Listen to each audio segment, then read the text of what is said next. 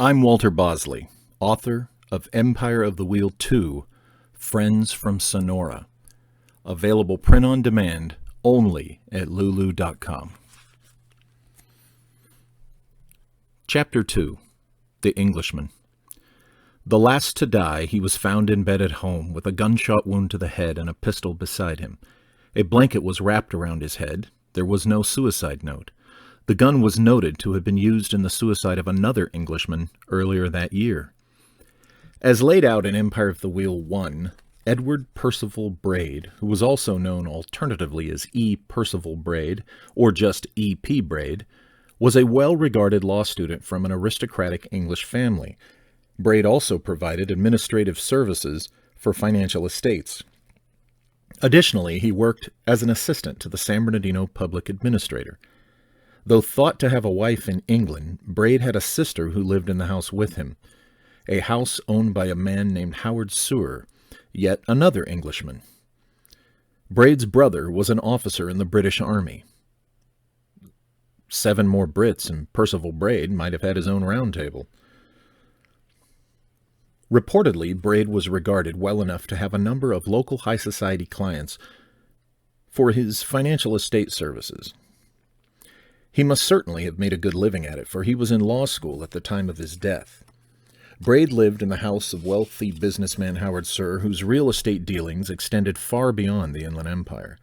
Braid, by all accounts, was a trustworthy man. He certainly would have to be trusted with the sort of information he would be privy to while working with the books of wealthy people. Braid appeared to be a man on his way up and forward. But what happened? Braid unraveled. E.P. Braid was alleged to suffer melancholy. Braid was supposedly fearful that he was somehow afflicted with a mental disease once studied by his grandfather, the accomplished psychologist and surgeon James Braid, a pioneer in the uses of hypnotherapy. How the younger Braid would have become afflicted with the particular mental disorder is unknown, but this was the story after his death. It is also the story that the gun reportedly responsible for his death had been used 6 months prior by British local Thomas Clyden, of which nothing is known other than the man was in the hospital in nearby Loma Linda and managed to get a gun inside and kill himself. Allegedly, Braid somehow came into the possession of this gun from the office of the public administrator's lawyer. Nothing was reported on whether British expatriates Braid and Clyden knew each other. In any event, it appears Braid's personal issues had clearly not adversely affected his professional performance. It may simply be that, after several years apart, Braid simply missed his wife and this depressed him. Perhaps they were estranged under trying circumstances. But with England at war, why would a man not bring his wife over to the safety across the Atlantic? Maybe it wasn't true. Could the wife's story be just that, a story? The Patriot. Was Braid a British agent? E.P. Braid was born in England in 1871. Though his alleged wife reportedly lived there, Braid had been living in the United States for several years without her and had become a naturalized citizen in 1909. The man had ties to England and apparently a British corner in his heart. Braid was also reportedly working to sell large quantities of oil to England and was active in raising money for British war relief. Among his personal effects were several letters from unidentified British officials, yet no suicide note was found. There is good reason to suspect Braid was indeed a British agent. His British-born landlord, Howard Seward, was on the vestry council of the suspicious St. John's Episcopal Church, and Empire of the Wheel 1 explains the historic intelligence ties to be found there. Braid had a brother in the British Army. His active pursuit of war relief funds and material resources are also rather overt clues. Would a British agent be so enthusiastically English? No. But a collections asset might. Braid could have been collecting intelligence on behalf of an official British agent working the area. Empire of the Wheel 1 goes into detail on the German and East Indian agents working throughout California at the time and why they would likely have been operating in San Bernardino Valley in support of gun smuggling operations. With Braid's access to financial records of several local elites, he could prove quite valuable to British intelligence should one of his clients have turned up on the radar as a serious German sympathizer or undercover asset. Here is where we find a clue as to what may really have happened to E.P. Braid. The right place at the wrong time. E.P. Braid crossed someone. With access to the financial records of wealthy people, Braid certainly was exposed to their secrets, whether financial or legal.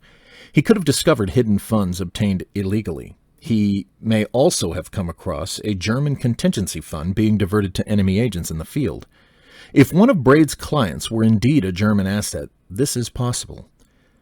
Field agents need support, and in 1915 there were no ATMs. Money would need to be dispersed, and that would mean by trusty loyalists. If he were doing collections for the British, Braid would have been looking for this sort of unexplained money, as it would help identify enemy agents and expose their local ring. It would also put Braid in a lot of danger. All it would take to mark Braid for a bad end would be for him to discover such information and the guilty client learned that Braid was working with British intelligence. There is another possibility within the context of the San Bernardino working. Braid may also have crossed as spiritualist. As expanded upon previously in Empire of the Wheel 1, spiritualists were at the heart of the occult intrigue in this mystery, the suspected hand behind the nefarious San Bernardino working. One of those spiritualists was Orlis Kennedy, the man who could predict earthquakes. Kennedy was also allegedly a talented oil locator and provided such services to oil companies throughout the state, ultimately establishing his own. Though never reported, it may be that E.P. Braid dealt with Orlis Kennedy while in pursuit of oil for England. Nothing about Kennedy, as stated in Empire of the Wheel 1, would suggest he harmed Braid, but someone else among the spiritualists could have been involved with the Germans.